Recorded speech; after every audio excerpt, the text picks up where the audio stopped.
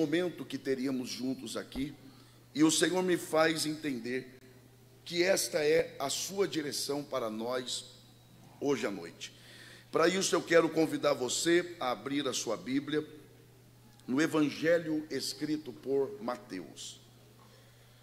Mateus, que na sequência dos 4 evangelhos que abre o que nós conhecemos como o Novo Testamento, ele é o primeiro desses evangelhos. Logo, ele então é o evangelho que abre o Novo Testamento.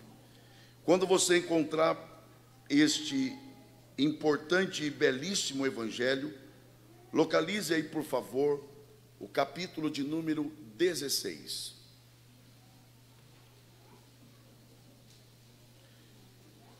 Este é um som que eu gosto muito, o som do folhear da Bíblia, né? Que se ouça esse som lá na sua casa também. Mateus, capítulo 16. Quando você encontrar o capítulo 16 do Evangelho escrito por Mateus, identifique aí, por favor, o versículo de número 13. Porque nós leremos a partir deste verso e encerraremos a leitura no verso de número 18. Os irmãos e as irmãs que encontraram Mateus capítulo 16, do verso 13 ao 18, por favor, se manifestem dizendo glória a Deus. A palavra do Senhor diz assim: E chegando Jesus às partes de Cesareia de Filipe, interrogou os seus discípulos, dizendo: Quem dizem os homens ser o Filho do Homem? E eles disseram: uns João Batista, outros Elias, e outros Jeremias ou um dos profetas. Disse-lhes ele: E vós, quem dizeis que eu sou? E Simão Pedro, respondendo, disse: Tu és o Cristo, o Filho do Deus vivo. E Jesus respondendo disse-lhe: Bem-aventurado és tu, Simão Barjonas, porque não foi carne e sangue quem tu revelou, mas meu Pai que está nos céus. Pois também eu te digo que tu és Pedro, e sobre esta pedra edificarei a minha igreja, e as portas do inferno não prevalecerão contra ela. E só os que podem digam amém. Muito obrigado, e que Deus, por graça, mais uma vez abençoe a exposição de sua palavra. Evidentemente que este é um texto ou uma porção bíblica e sagrada que é conhecida de todos nós. Dificilmente algum crente que aqui esteja, por menor que seja o seu contato com a Bíblia Sagrada, não conheça, ainda que de forma parcial, este diálogo, esta conversa, fundamentada em uma indagação de Jesus aos seus discípulos, de maneira que eu reconheço, introdutoriamente, que temos lido um texto que nos é muito familiar. Eu diria até que trata-se de um texto comum a todos nós. Eu diria até mais, trata-se de uma passagem bíblica que eu chamaria de uma passagem clássica da Bíblia. Clássica porque é um texto conhecido, amado, apreciado e também por que não dizer, muito pregado pelos pregadores. De maneira que eu, então, tenho consciência que, de alguma forma, nós estamos acostumados com esse texto.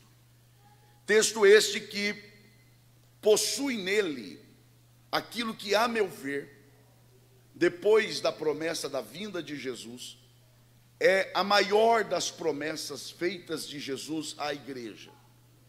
Alguém poderá dizer, mas e a promessa da descida do Espírito Santo? Ora, só pôde ter descida do Espírito Santo sobre a igreja porque há igreja.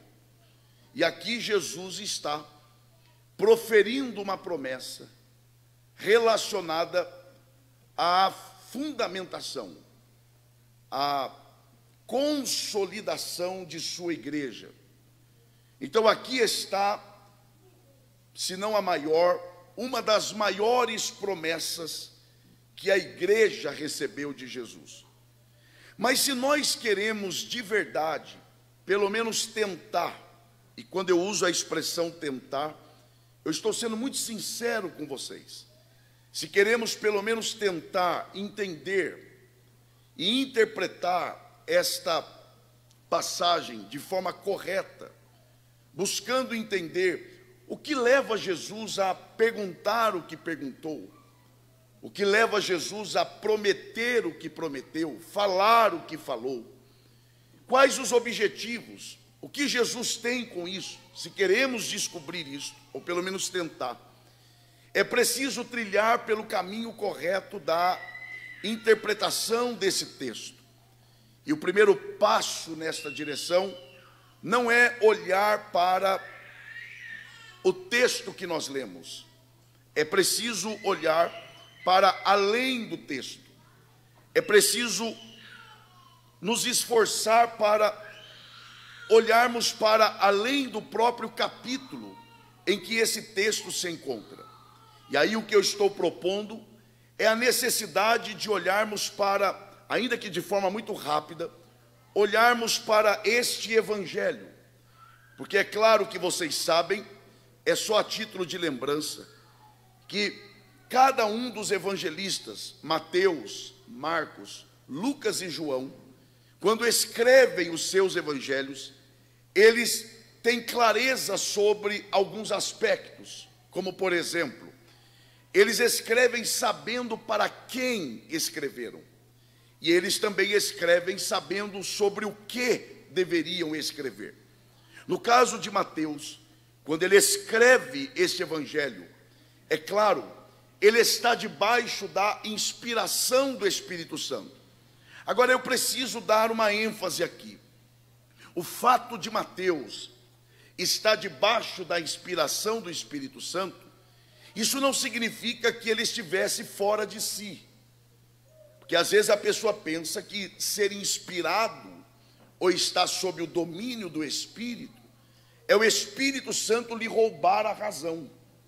O Espírito Santo não rouba a razão de ninguém, muito pelo contrário.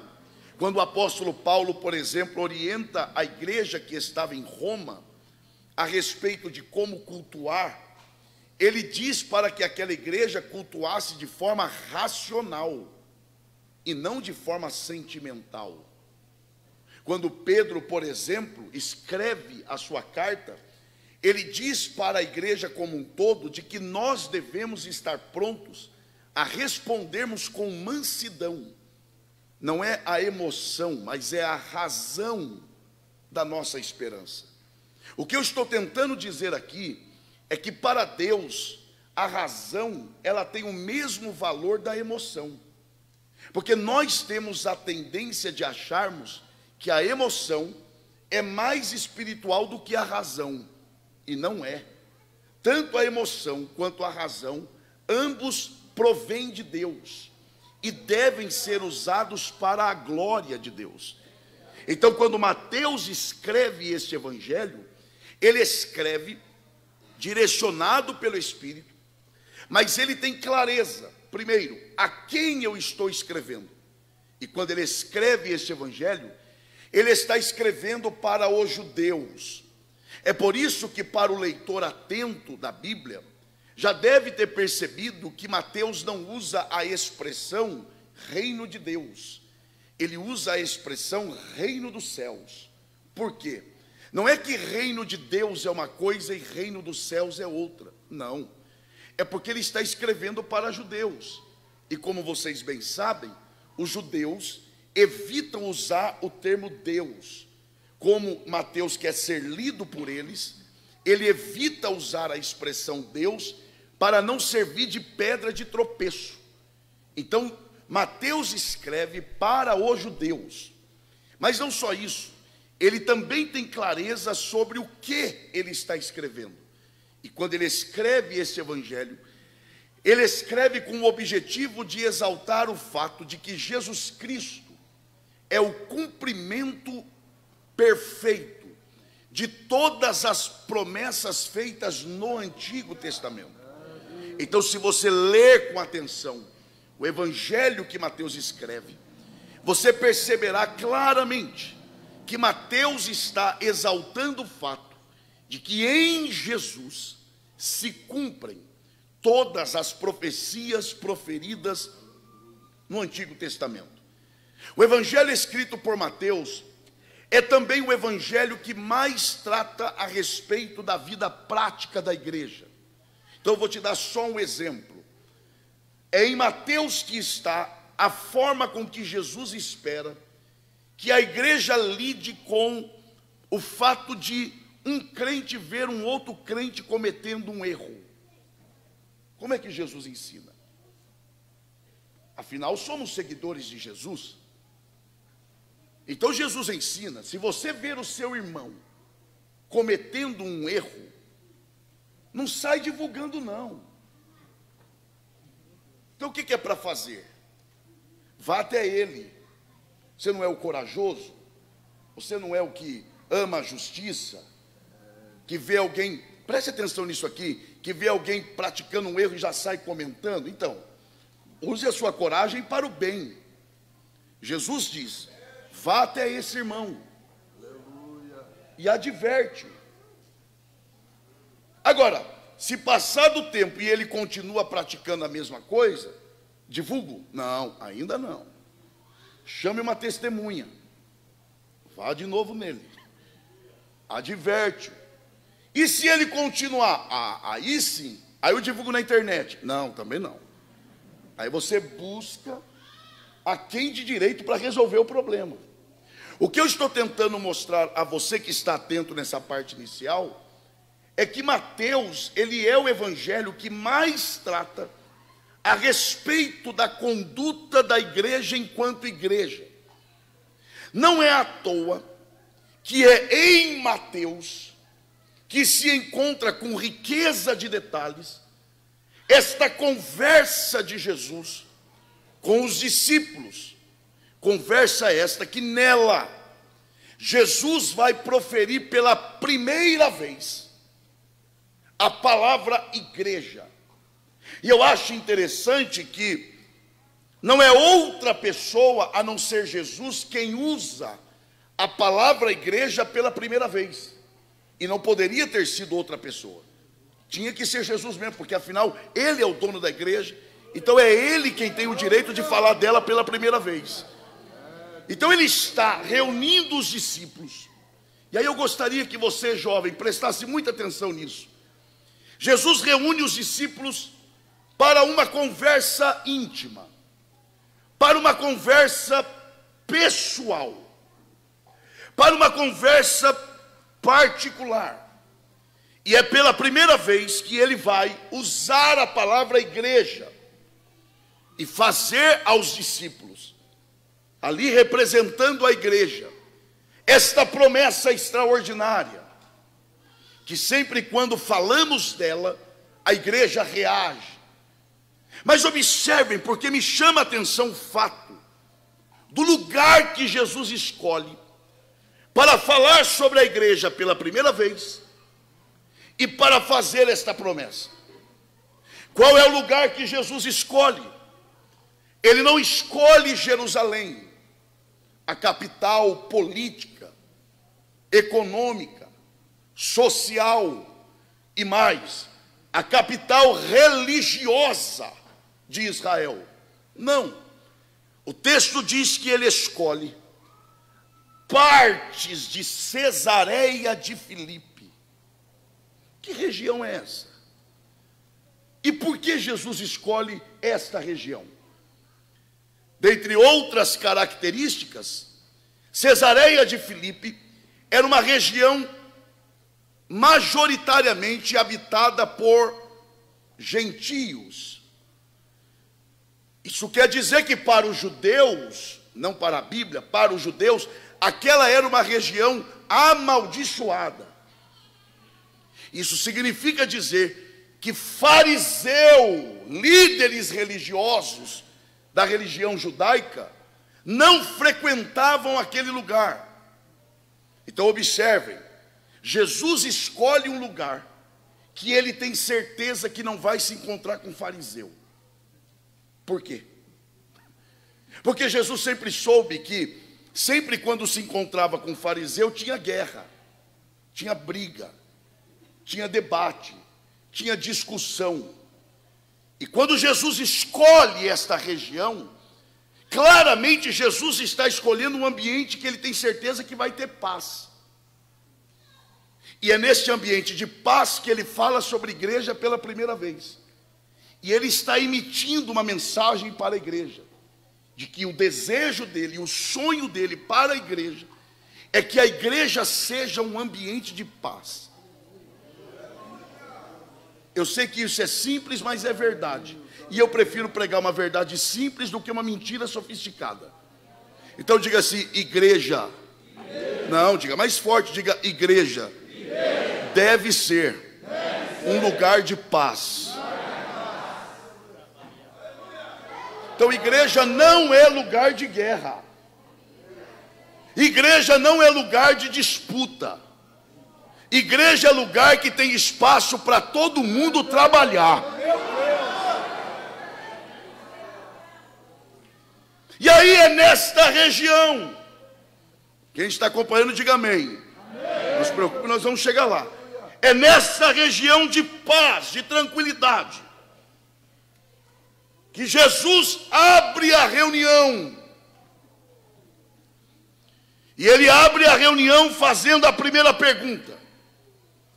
E a pergunta é: vocês que andam aí no meio do povo, comem com o povo, negociam com o povo, vocês que têm contato diário com as pessoas, vamos lá. Aí observe as palavras usadas por Jesus. Jesus diz: quem dizem os homens ser o Filho do Homem? Observe o que Jesus está perguntando. Ele não diz o que, ele disse quem. Quem dizem os homens, não é o que ele faz. Ele diz: quem dizem os homens ser o Filho do Homem? Lá vem a resposta. Só que antes da resposta, dobre atenção aqui. Observe que Jesus está preocupado em saber o que os outros pensam sobre ele. E aí tem uma meia dúzia de crente que diz assim: eu não estou nem aí para o que os outros falam de mim. E ainda diz assim, ó, porque o meu negócio é eu e o Pai. Eu não me importo com o que andam falando de mim. Então você está melhor do que Jesus? Porque Jesus se importava. Jesus se preocupava. Aliás, Jesus para tudo só para fazer uma reunião para saber o que os outros falavam dele. E geralmente quem diz assim, não estou nem aí para o que estão falando de mim, é porque deve. Porque se não deve, quer mais é que os outros falem.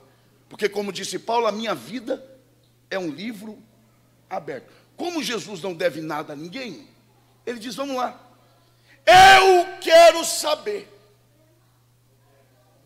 quem os homens dizem que eu sou.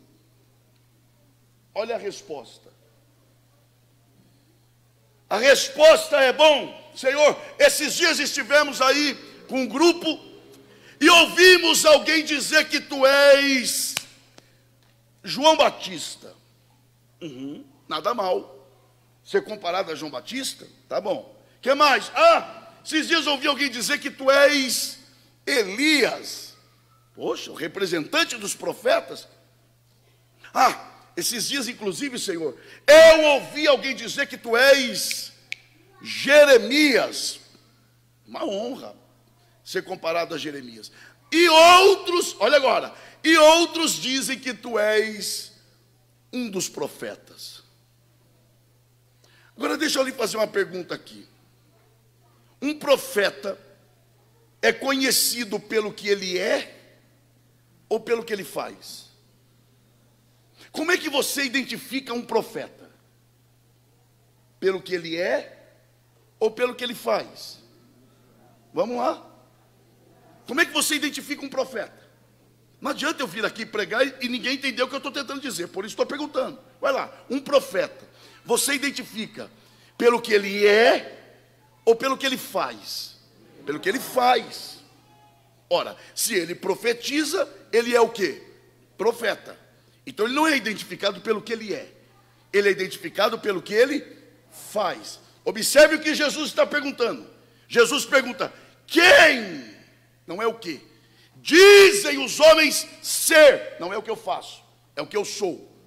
O Filho do homem. Mas olha o nível da resposta. Eles estão dizendo que tu és um profeta. É como se Jesus dissesse: não é isso que eu estou perguntando.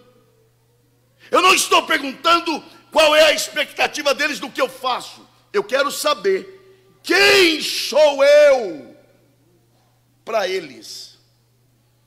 Porque cá entre nós, a você que está atento, é muito mais fácil dizer o que se faz do que quem se é. Vamos pensar aqui, fila de banco. Naquele dia você está animado para conversar. Aí alguém puxa assunto e você dá corda. Ali por alguns minutos de conversa, qual geralmente é a primeira pergunta sobre você que se faz? Qual é o seu nome? Se quer continuar conversando, a segunda pergunta geralmente qual que é? Você trabalha com o quê?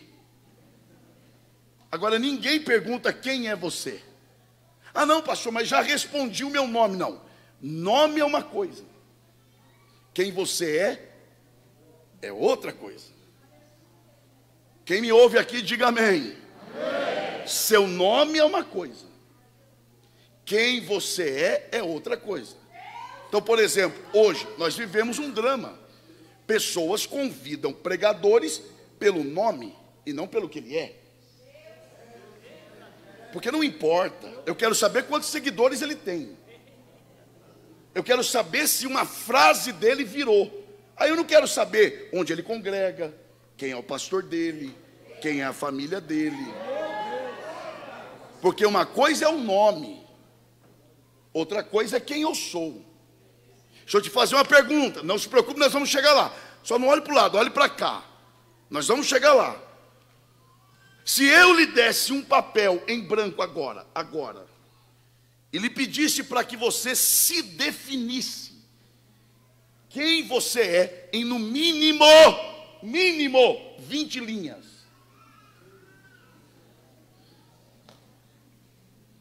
Porque não é tarefa fácil.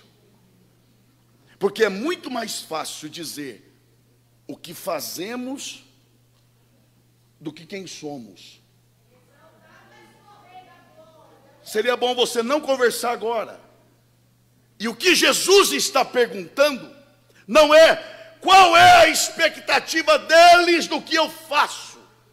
Não, eu quero saber na dimensão de quem eu sou.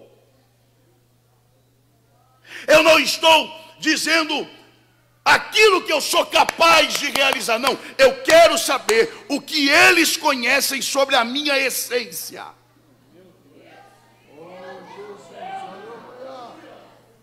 Então, Senhor, o que eles sabem sobre o Senhor é que tu és Um dos profetas.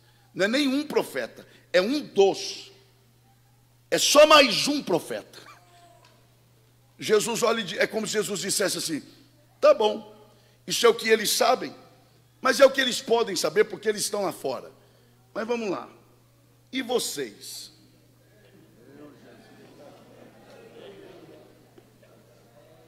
Isso mesmo, vocês que andam comigo, comem comigo. Ah, vocês que dormem no mesmo lugar que eu durmo. Isso, vocês que cantam para mim. Isso aí, vocês que vão ao culto dizendo que estão indo lá por minha causa. Quem sou eu para vocês? Quem?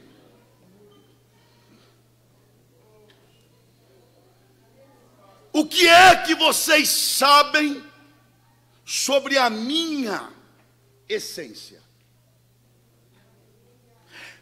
Eu fico imaginando, meu irmão, Tiago cutucando João, seu irmão, dizendo: vai, você não é o chegado?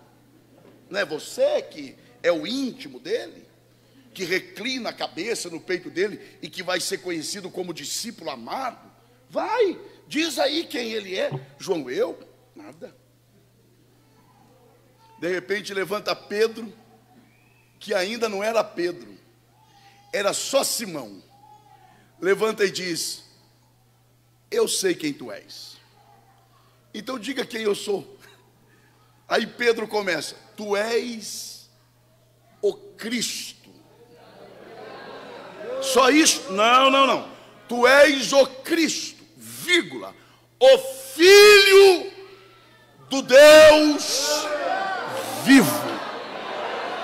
Tá, isso é bonito, né? Mas por que isso levou Jesus a reagir como reagiu? Porque Marcos, por exemplo, que registra esse momento com menos detalhes, ele apenas conta-nos parte da declaração de Pedro: tu és o Cristo. Mas Mateus não. Mateus, ele nos conta o que Pedro disse no total: tu és o Cristo, o Filho do Deus vivo. Então ele dá duas respostas em uma. Primeira resposta, primeira parte: tu és o Cristo. Segunda parte: o Filho do Deus vivo.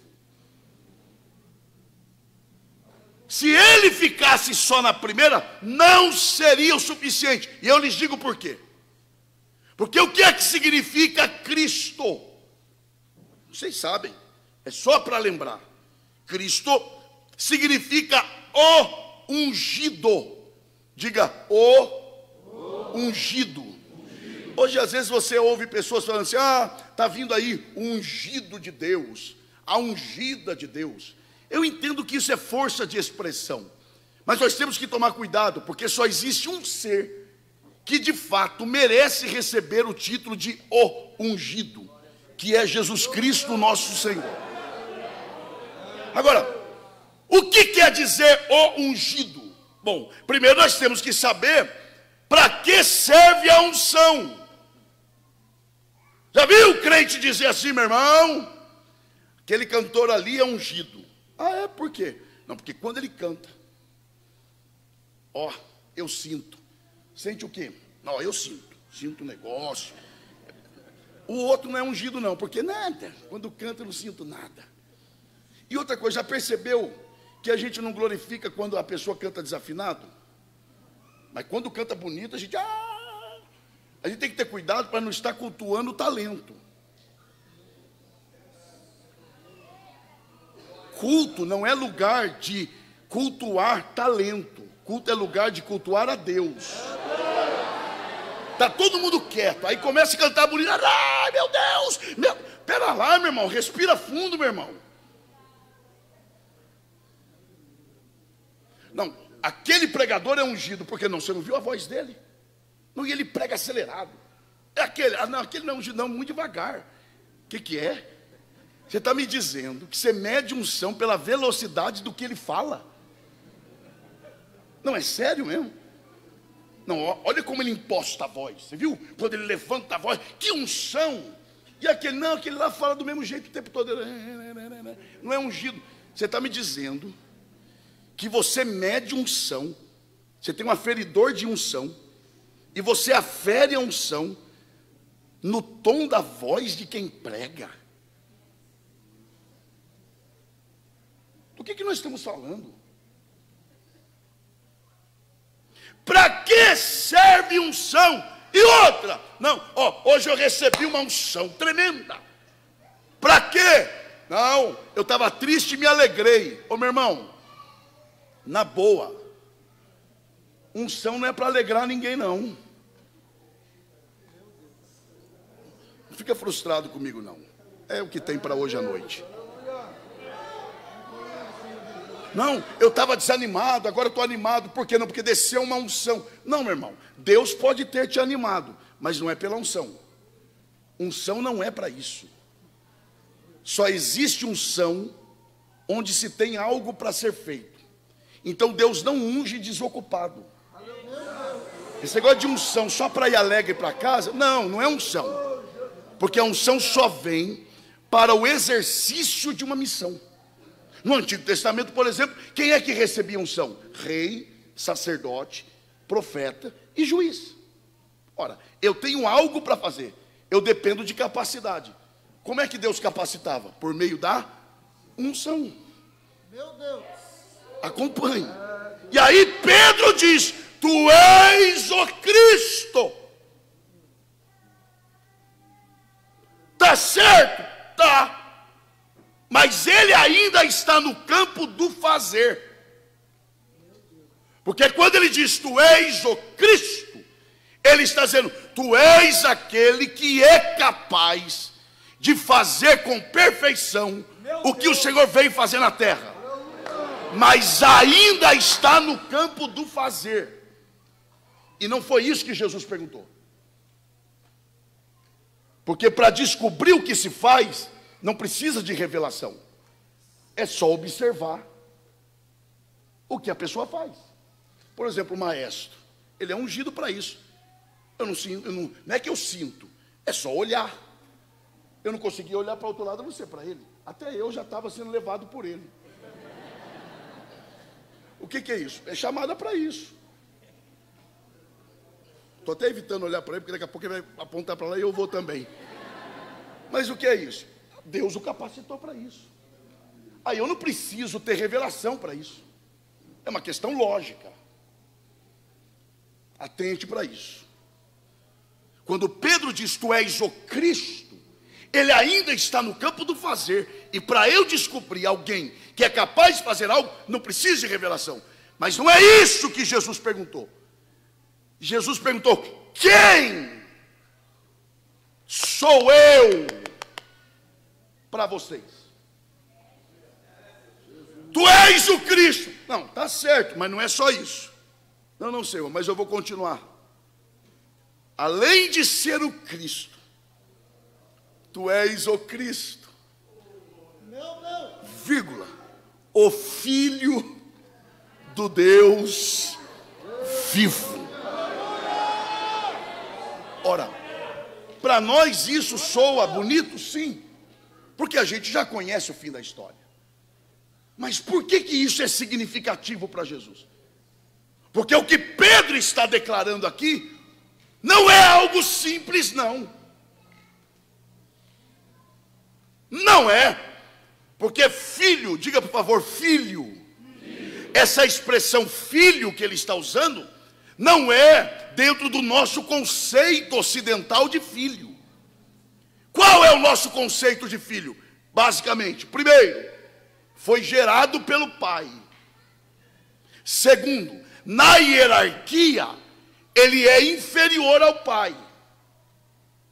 Só que quando Pedro diz, tu és o Cristo, o Filho do Deus vivo, esse filho aqui não é gerado por Deus e nem abaixo do pai. Não. Esse filho aqui é o que está em João 3,16. Porque Deus amou o mundo de tal maneira que deu quem? Seu filho unigênito. O que significa unigênito? Não é único. Unigênito é a junção de duas expressões: uni de único e gênito de gênesis, origem, procedência, fonte, natureza, essência. Então dizer que Jesus é o unigênito Filho de Deus, não é que Ele é o único Filho de Deus, está dizendo que Ele é o único que procede de Deus, que vem de Deus, que é da natureza de Deus, que tem a mesma essência de Deus, ou seja, Ele é o próprio Deus. Quando Pedro diz: tu és o Cristo, o Filho do Deus vivo, ele está dizendo: eu estou enxergando além do que eu estou olhando, eu estou vendo a tua essência, tu és o Deus encarnado.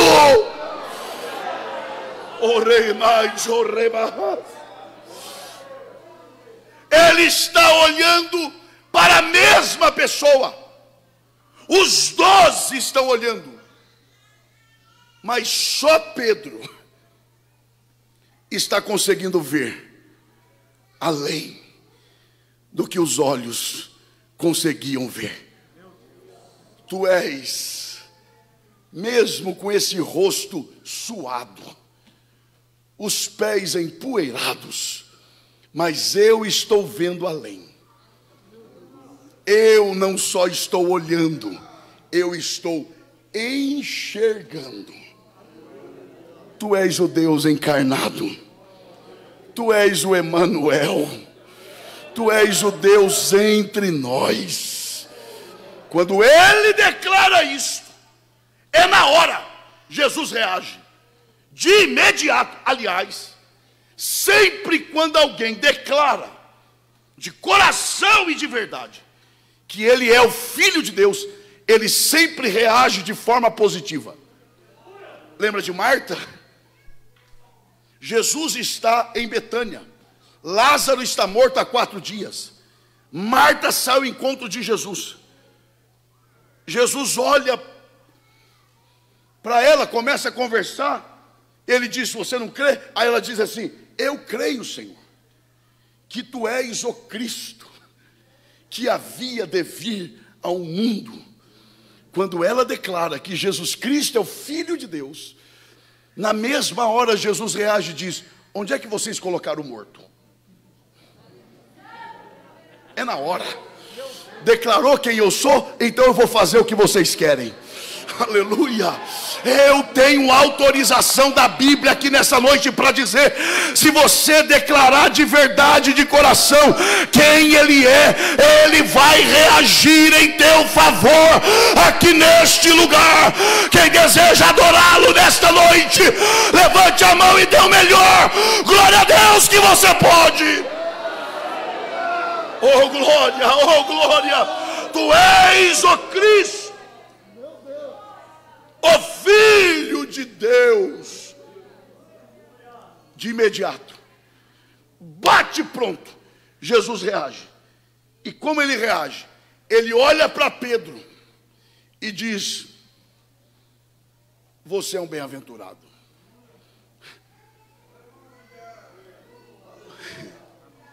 Você é mais do que feliz. Você superou aos demais. Imagine Pedro ouvindo isso, conhecendo a personalidade dele. Você é um bem-aventurado. Você é diferente. Você é um ponto fora da curva. Você não é normal. Você superou aos outros. Imagina Pedro. Aí Jesus já fala: mas sabe por que você é bem-aventurado? Não é porque você declarou quem eu sou. Não, não. Não é porque você recebeu a revelação. Não também? Não. Então por que eu sou bem-aventurado? Jesus responde: porque não foi carne nem sangue que tu revelou. Percebam, não perca não. Não é que você é bem-aventurado porque você descobriu. Não, porque você não descobriu nada. Você não estava procurando. Você não estava buscando. Você não estava perguntando. Então você não descobriu nada. Ah, então eu sou bem-aventurado porque eu recebi a revelação? Não. Então por que eu sou bem-aventurado? Porque não foi sangue, nem carne que tu revelou. Ou então o que foi? Mas o meu Pai, que está nos céus. Sabe o que é isso aqui? Eu vou tentar mostrar o que é que Jesus está dizendo. É exatamente o que Paulo explica em Efésios, no capítulo 2. Paulo diz assim: salvos eu. Tá. Sabe por que você é salvo? Ah, porque eu sou bonzinho, porque eu faço coisas boas. Não, não é não. Você não é salvo pelas obras. Embora seja salvo para boas obras, mas não são as boas obras que te salvam. Não, Paulo, não. Então, por que eu sou salvo? Vocês são salvos por causa da graça. Ah, é? Então eu sou salvo pela graça. É. E, gente, não perca isso aqui não. Então eu sou salvo pela graça, sim. Tá. E o que é que me faz acessar a graça? Ele diz, mediante a fé. Vai na cola da moça aqui, vai lá. Então vai. Por que eu sou salvo? Pela graça. Como é que eu acesso a graça? Mediante a fé. Tá, e como é que eu tenho fé? E isso não vem? Porque ela é o quê? Então peraí. Eu sou salvo por quê? Por causa da graça. Como é que eu acesso a graça? Pela fé. E como é que eu tenho fé? Então, é Deus quem dá também. Então não tem nada a ver comigo? Não, nada a ver. Tudo começa em Deus, está em Deus e é para Deus. Tá, e aí o que eu faço? Ajoelha, abre a mão e quando receber agradece. Não tem nada a ver com você. É graça, é graça, é graça. Quem reconhece essa verdade, adore a Ele nesta noite. Onde está a mão que você levanta para adorar ao Senhor? E diga, não tem nada a ver comigo. É graça de Deus.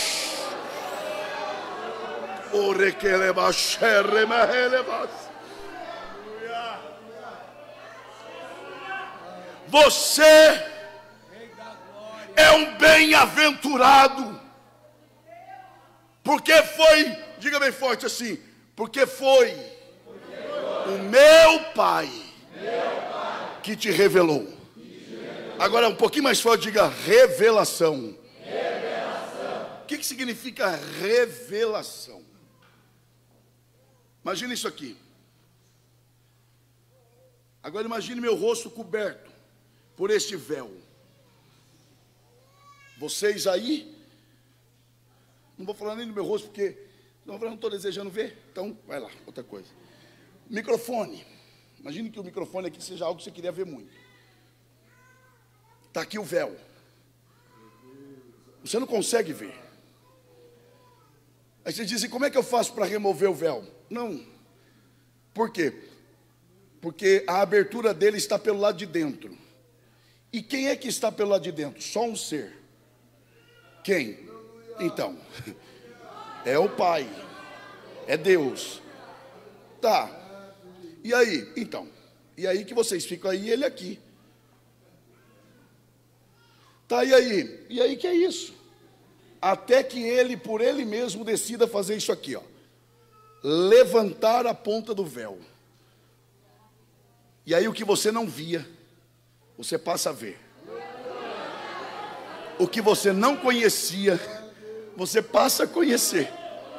O que você não acessava, você passa a acessar. Porque revelação é literalmente levantar a ponta do véu. Quando Jesus falou para Pedro, você é um bem-aventurado, porque foi o meu Pai quem te revelou. Ele está dizendo, porque foi o meu Pai quem levantou a ponta do véu. e você enxergou o que os outros não enxergavam. Oh, como é bom ver que ainda tem crente que se alegra com isso. Porque você só está aqui porque um dia Deus levantou a ponta do véu para você. Ele tirou a venda dos teus olhos, e aquilo que você não via, você passou a ver. Oh, glória a Deus. Quer ver que isso é verdade? Quem não se lembra de Jesus crucificado? Aqui está ele, no meio. E por que no meio? Porque de um lado, um ladrão crucificado, do outro, outro ladrão crucificado. Eu vou perguntar e não responda, para não te constranger, não constranger alguém. Quantos dos ladrões, dois ladrões zombavam? Não responda, porque aí eu vou responder. Os dois zombavam. Não, pastor, a Bíblia diz que um só. Não, não, os dois. É só ler Marcos capítulo 15, verso 32, que diz assim, ó: e os que com ele, olha lá, o Cristo, obrigado, o Rei de Israel, desça agora da cruz, para que o vejamos e acreditemos. Olha agora, também os, no plural, que com ele foram, plural, crucificados, plural, o injuriavam, plural. Então quantos zombavam? Não fica com medo não, está escrito lá. Quantos zombavam? Os dois. Ué, então o que aconteceu que de repente um começou a reconhecê-lo? Mudou de ideia. E o que fez ele mudar de ideia? Ora, ele começou a enxergar o que não estava vendo. E o que é isso? Revelação.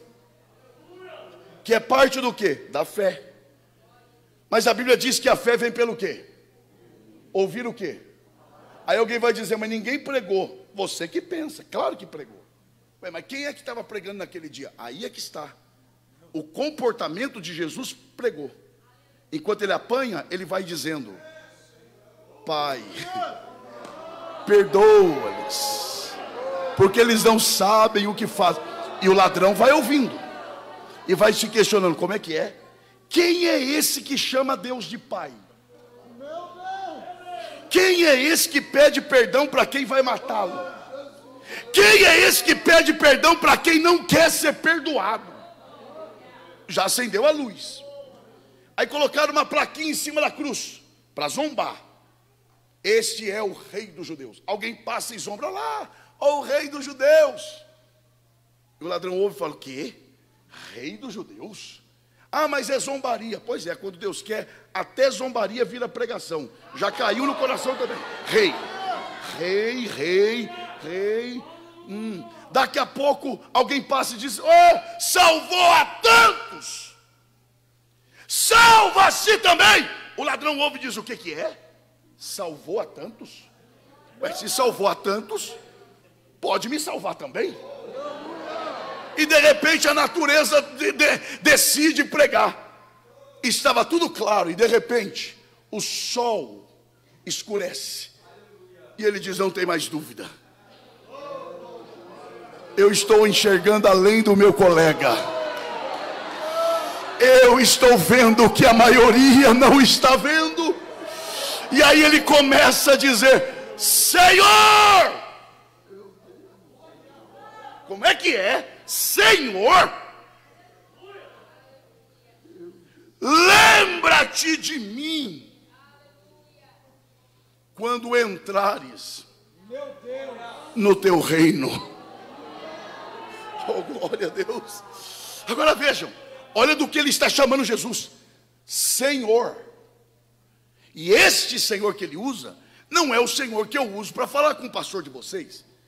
Porque o Senhor que eu uso para falar com o pastor de vocês, eu uso para falar com o meu pastor, eu uso para falar com o meu pai, Eu uso para falar com todos aqueles que são mais velhos do que eu ou estão acima de mim na hierarquia. Então se usa para vários fins. Agora esse Senhor aqui, não. Esse Senhor aqui só se usa para um ser. Porque quer dizer Rei do universo, dono da história, Deus único e verdadeiro. O homem está crucificado, Jesus está com o rosto desfigurado, mas ele está enxergando além do que os olhos veem, e ele está dizendo: eu não vejo apenas um corpo desfigurado, eu estou enxergando o único Deus diante de mim.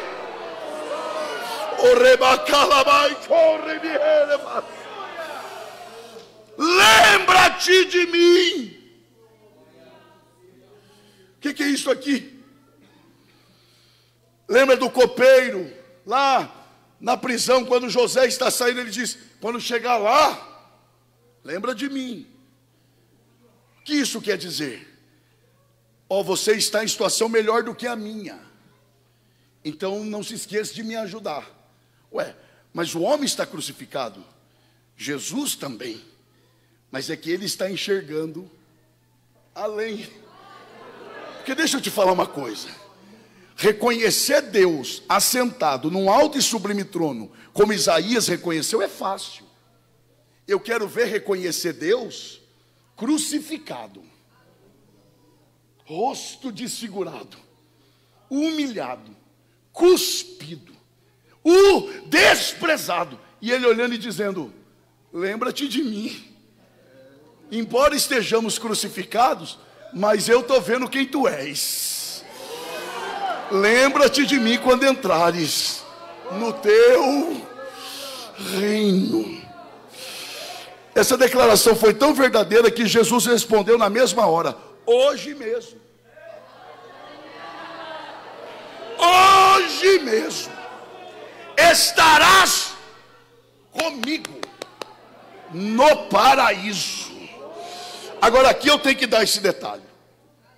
Como é que Jesus fala hoje mesmo, se ele ainda passaria 3 dias no seio da terra, e quando ressuscitado ficaria mais 40 dias na terra com os discípulos? Como hoje mesmo? O detalhe não é o hoje, o detalhe é com quem. Ele diz: hoje mesmo estarás no paraíso? Não, ele diz: hoje mesmo estarás comigo no paraíso. Porque paraíso é mais do que um lugar, paraíso é uma pessoa. Porque quem chegou na pessoa de Jesus já chegou no paraíso. Oh, glória a Deus! Quem reconhece essa verdade, quem já o encontrou, levante a sua mão e dê um brado de glória. O requeu elevachão elevação. Deus abriu os nossos olhos, Deus já se revelou a você. Alegra o teu coração, alegra a tua alma. Eu não vou cansar vocês, mas pelo menos isso aqui eu tenho que dizer. Pastor, tá bom, tudo isso é bonito, eu até acredito, mas uma dúvida: se Deus se revelou a mim, então por que eu vivo dificuldades que quem ainda não recebeu a revelação não vive? E tem gente que perde essas coisas. Por quê? Eu passo por dificuldades que quem não teve a revelação não passa. O Senhor me orienta a dizer isso aqui. Eu quero ler 2 versos, se puder rapidamente, 2 Coríntios capítulo 4, rapidamente.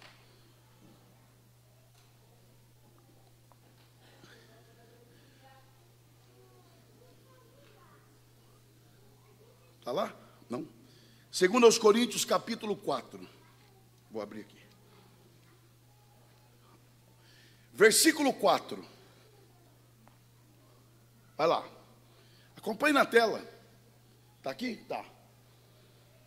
Vamos ler juntos? Eu vou contar até 3. E pausadamente nós vamos ler. Olha lá. 1, 2, 3. Nos quais cegou os entendimentos dos incrédulos, para que lhes não resplandeça a luz do Evangelho, da glória de Cristo. Espera lá, tá bom. Volta para isso. Volta mais uma parte. Vamos por parte. Nos quais, quem? Tá.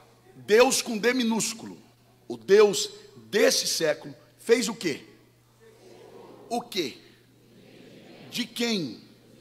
Veja que não é dos homens, é dos incrédulos. Então quem? O Deus desse século fez o quê? Cegou. O quê? O entendimento. De quem? Tá. E o que é que resultou disso? Olha lá. Para que lhes não resplandeça o quê? De quem? E o que é esse evangelho? A imagem. Quem é a imagem de Deus? Está lá. O evangelho da glória de quem? Que é o quê? A manifestação de quem Deus é. Então o Deus desse século cegou o entendimento dos incrédulos, para que eles não saibam quem Jesus é. Então eles estão cegos. Pastor, mas isso é politicamente incorreto. Problema. Estou nem aí. É o que a Bíblia fala. Está lá. Eles não receberam a revelação. Agora o verso 7.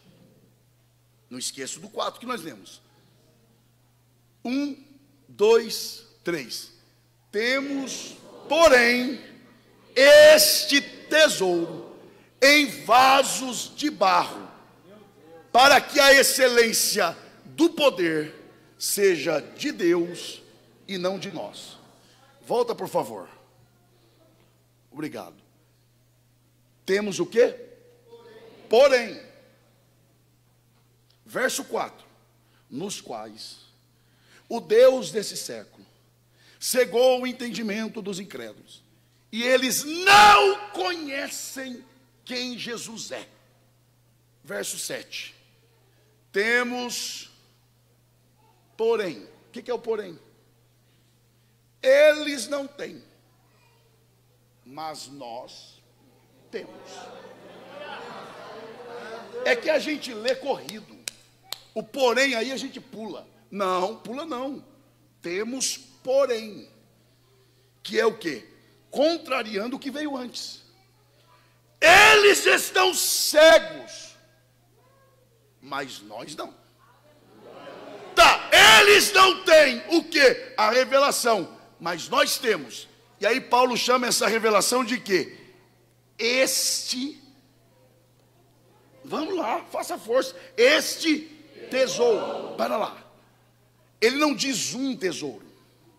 Então ele não é genérico, ele é específico. Ele está dizendo deste tesouro. Que tesouro? O do verso 4. Eles não têm a revelação, mas nós temos. Então esse tesouro aí não é o Espírito Santo. O Espírito Santo é um tesouro? É, inestimável. Mas aqui ele não está falando do Espírito Santo. Ele está falando do quê? Da revelação. Temos, porém, este tesouro, a revelação que eles não têm, nós temos, está escondida dentro de vasos de barro. Para quê? Para que eu reconheça que eu não sou bem-aventurado por mim mesmo, mas eu sou bem-aventurado porque Ele tirou a venda dos meus olhos e agora eu posso ver. Pastor, e o que tem a ver com as minhas dificuldades como crente? Aí é que está. Para quem Paulo está escrevendo isso? A igreja em Corinto. Por quê? Porque na sua ausência física, falsos mestres entraram na igreja e começaram a questionar a autoridade apostólica de Paulo. Sabe sobre que base? Dizendo: Paulo não é de Deus. Por quê? vive sofrendo, vive doente, vive sem dinheiro, vive mais preso do que solto, e quando está solto é apedrejado, passa por naufrágio, quando vence o naufrágio, chega na ilha, é picado por cobra, tem que viver fugindo. E alguém que sofre tanto, não pode ter Deus como base do seu chamado. Aí Paulo escreve para a igreja, e aí ele diz assim: há um tesouro escondido em vaso de barro. Por que ele diz isso? Porque ele está escrevendo para uma igreja que entende o que ele quer dizer. Porque havia uma prática comum na época. Qual era? A pessoa tinha ouro, não precisava do ouro naquele momento. O que ela fazia? Derretia o ouro, colocava dentro de um vaso de barro, tapava, corria para o deserto, abria-se um buraco, escondia, fechava. Passa-se o tempo, preciso do ouro, corre no deserto, abre o buraco, pega o vaso. Só que o tempo passou e o ouro derretido pelo lado de dentro endureceu. Qual a única forma de tirar o ouro de dentro do vaso? Quebrando o vaso. Aí ele diz assim para a igreja: sabe por que eu sofro? Então, eu sofro porque Deus colocou um tesouro dentro de mim, e para ele revelar para vocês, ele tem que me quebrar todo dia. Oh, glória a Deus! Oh, glória a Deus! Deus está te orientando nesta noite. O sofrimento que você passa não é para te matar, não, é a forma de Deus extrair o tesouro que Ele plantou dentro da sua vida.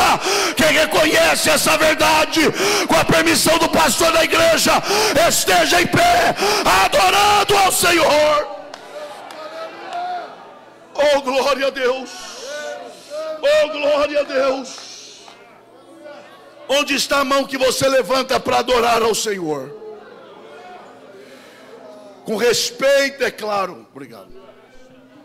Com respeito e com todo o cuidado que o tempo nos impõe. Toque o ombro da pessoa que está perto de você e diga: alegra o teu coração. Independente do que você esteja passando, há um tesouro em você. E Deus tem suas formas de extrair o que Ele mesmo plantou aí dentro. São valores que nem você conhece.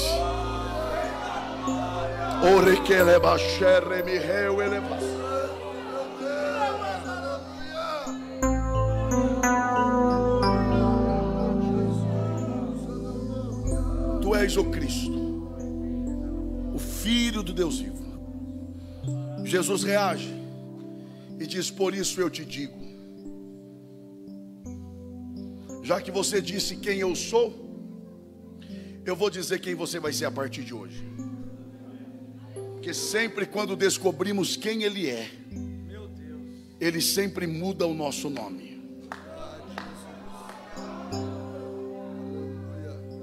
É só você se lembrar, se não fosse a graça de Deus a essa hora, num sabadão desse, onde é que você estaria? Do lado de quem você estaria? Fazendo o quê? O que estaria saindo da sua boca a uma hora dessa, se não fosse a graça de Deus? Do que estariam te chamando? Por onde você estaria?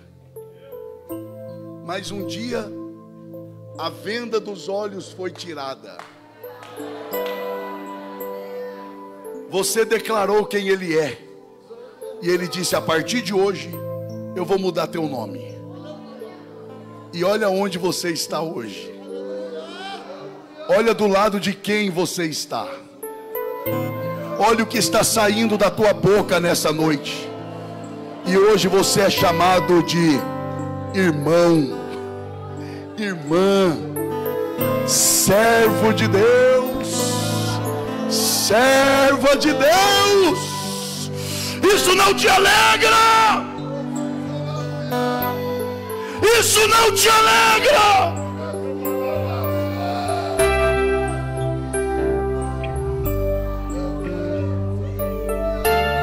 Tu és o Cristo. Escute isso. Só abaixa um pouquinho, continue me ajudando, mas o Filho do Deus vivo.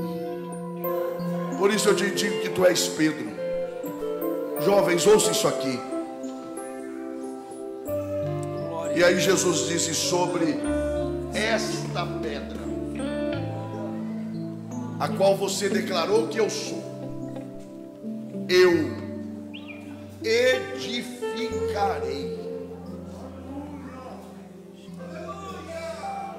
a minha igreja. Diga bem forte assim: eu estou edificado em Cristo. Agora vamos pensar aqui, no máximo 1 minuto, 2.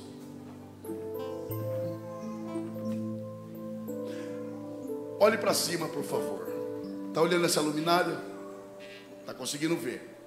Agora deixa eu te perguntar uma coisa.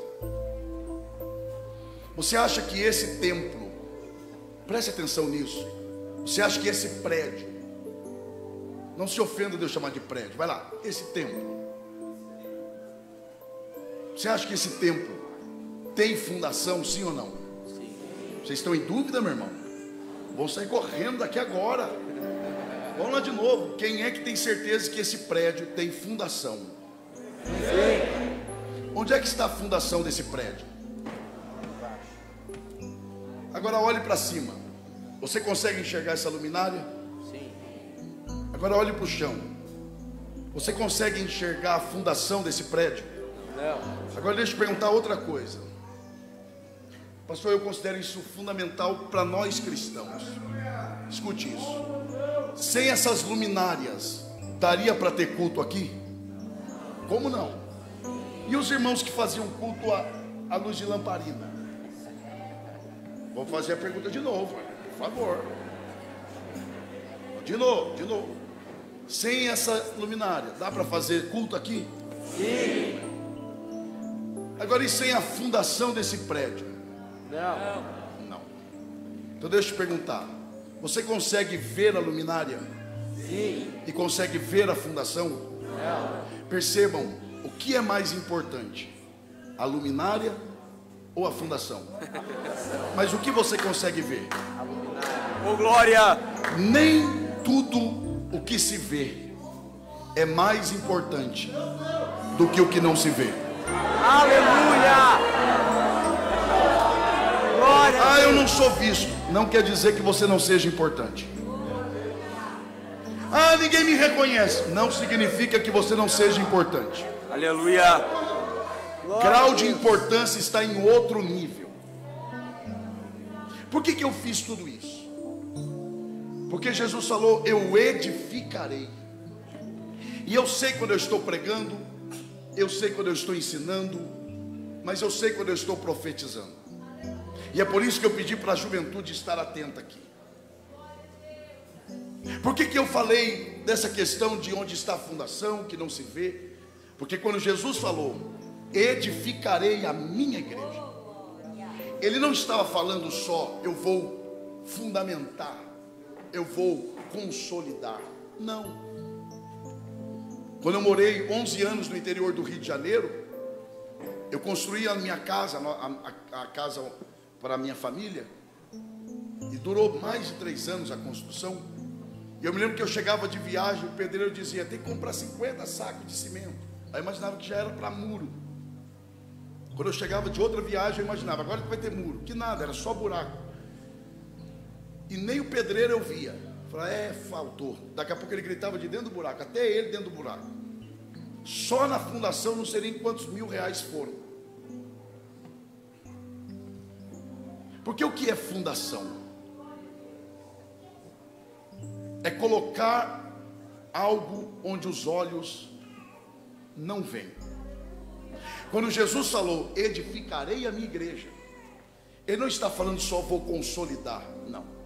Ele está dizendo: eu vou colocar a minha igreja num lugar onde o diabo não vê, onde os demônios não chegam, e onde o pecado não tem poder contra ela. O Senhor me traz aqui nessa noite para dizer a você que teve a revelação do Evangelho: o Senhor te escondeu num lugar onde o demônio não chega, onde o diabo não chega, e onde o pecado não tem força contra a tua vida. É mentira do diabo que você vai fracassar. É mentira do diabo que você vai ter as suas vestes manchadas. Não vai. Deus marcou esta noite de congresso para dizer: eu estou te escondendo num lugar onde os demônios não chegam e onde o pecado não te atinge. Quem recebe esta palavra profética, levante as duas mãos e dê um brado de glória.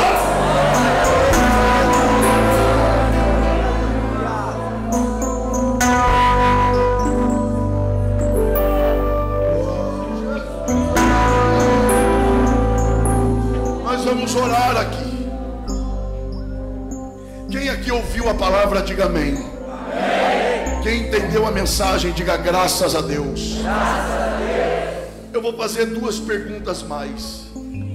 Se a resposta, a primeira, for positiva, você vai levantar sua mão direita. E se a resposta, a segunda, também for positiva, junto da direita você levantará sua mão esquerda. A primeira pergunta é: quem aqui que reconhece que em um momento da sua vida Deus se revelou a você, Deus lhe mostrou o que você não conseguia enxergar, e aqui está você como crente, mas você reconhece que você não tem vivido da maneira como Deus merece que você viva. Não estou dizendo de pecado, não, eu estou dizendo, você que reconhece que pode entregar um pouco mais. Pastor, eu reconheço, eu posso ser um pouco melhor, eu posso me dedicar um pouco mais, eu posso orar mais, eu preciso orar mais. Só quem reconhece vai levantar a mão direita ao céu. Dos que levantaram a mão direita ao céu, que reconhece que precisa melhorar, quem de vocês, junto da direita, quer levantar a esquerda, como sinal dizendo para Deus: eu preciso da tua graça para ser melhor e para me esconder do diabo, dos demônios e das propostas deste mundo. Porque onde tiver mãos levantadas, a graça de Deus vai começar a te tocar agora. Deus vai te esconder. O pecado vai passar por você e nem vai te enxergar. As propostas passarão por você e nem vão te ver. Deus está te escondendo hoje. Onde tiver mãos levantadas, a graça de Deus vai começar a te tocar agora. Se você é batizado com o Espírito Santo, seja renovado em línguas estranhas agora. Se você não é batizado, comece a dar glória aí onde você está. Jesus te batiza agora.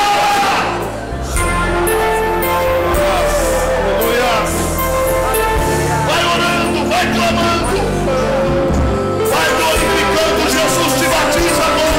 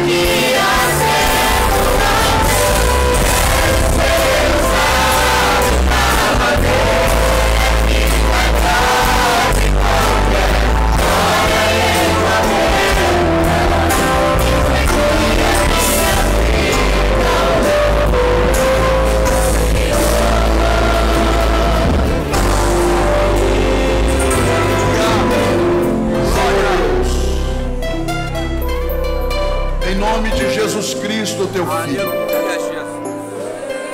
Nós já fizemos o que viemos aqui fazer. Já louvamos o teu nome.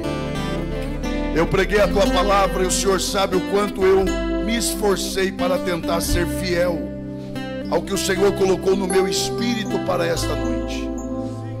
Mas agora, Senhor, há coisas que só o Senhor é capaz de fazer. E eu lhe peço que o Senhor faça agora o que só o Senhor pode. Aplica esta palavra aos nossos corações e ensina-nos o caminho de permanecermos escondidos em Ti. Ensina-nos o caminho de permanecermos ocultos no Senhor. E eu peço que o Senhor renove vidas aqui nesta noite. Renova a alegria, renova, Senhor, o ânimo. Renova, Senhor, o fervor espiritual. Se há crentes aqui batizados com o Espírito Santo, renova nesta noite. E se há, Senhor, crentes, jovens, não batizados com o Espírito Santo, o Senhor é poderoso para batizar agora. Senhor Deus, aplica tudo aquilo que ouvimos no mais profundo do nosso ser. É a oração que eu faço, e eu faço em nome e nos méritos de Jesus.